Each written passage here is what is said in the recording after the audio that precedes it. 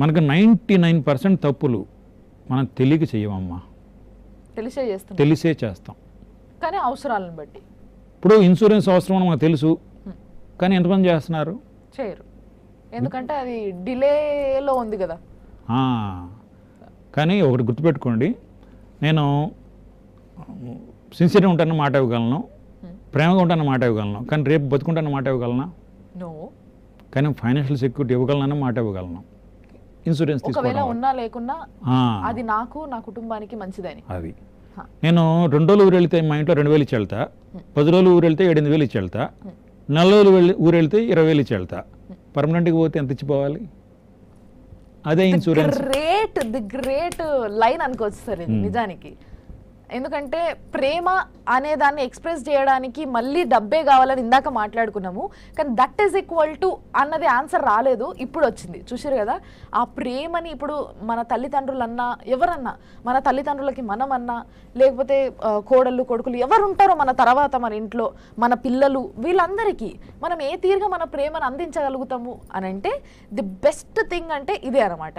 మనము ఎప్పుడు పోతామో చెప్పలేము, కానీ మనము ఆదా చేసిన దాంట్లో, మనం పాలసీలు తీసుకున్న దాంట్లో, పాలసీ అంటే ఈ పాలసీ ఆ పాలసీ నాకు తెలియదు, నాకు అవన్నీ సంబంధం లేని విషయాలు, కానీ మనము ఏదైతే ఎన్కేసి మన సెక్యూరిటీ కోసం అని ఏదైతే పెట్టుకున్నామో ముందు ముందు, అదే ఆ లాస్ట్ 20 years కోసం, అవి మనం ఉన్నా లేకున్నా, అనుభవించినా అనుభవించకున్నా, అనుభవిస్తే ఓకే హ్యాపీ, మనము హ్యాపీగా ఉన్నట్టే కదా, మనమన్నా సుఖపడ్డాం.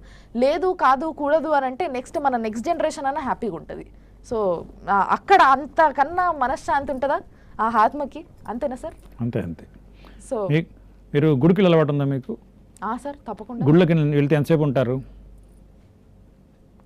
కష్టమైన పావు గంట, అరగంట జనరల్గా. గుళ్ళకి వెళ్ళే ముందు చెప్పులు ఎక్కడ పెడతారు? బయట స్టాండ్లో. స్టాండ్లో ఎంత ఇస్తారు? 5 రూపాయలు. రేట్లు పెరిగినాయి, వాళ్ళు కూడా పెంచారు కదా. అవును సార్. అంటే గుడ్ స్టాండ్లో పెట్టకుండా బయట పెడితే మీ చెప్పులు పోవచ్చు, పోకపోవచ్చు, అయినా రిస్క్ ఎందుకని మీ సెకండ్ హ్యాండ్ చెప్పుల్ని పావు గంట కోసం 5 రూపాయలు పెట్టి ఇన్సూరెన్స్ చేయించి గుళ్ళోకి వెళ్తున్నారు కదా. మరి సెకండ్ హ్యాండ్ చెప్పులకి ఇన్సూరెన్స్ చేయిస్తున్నారు కదా, మరి మనకి ఇన్సూరెన్స్ అవసరం లేదా కదా? చెప్పుల కంటే హీనమైందా జీవితం?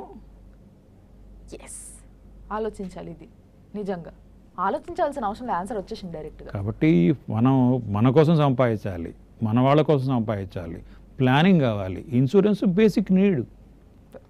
మనకు తెలిసిన వాళ్ళు ఎవరన్నా చనిపోతే ఫస్ట్ వాళ్ళు ఏడుపు తగ్గని అడిగి ఫస్ట్ క్వశ్చన్ చేయించారా ఇన్సూరెన్స్ అడుగుతారు. చేయించిపోతే ప్రేమతో ఏడుస్తారు, చేయించకుండా పోతే